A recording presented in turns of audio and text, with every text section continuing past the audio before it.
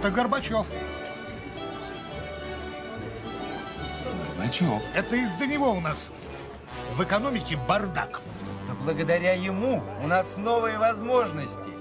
Это из-за него у нас политическая нестабильность. Да благодаря ему у нас свобода.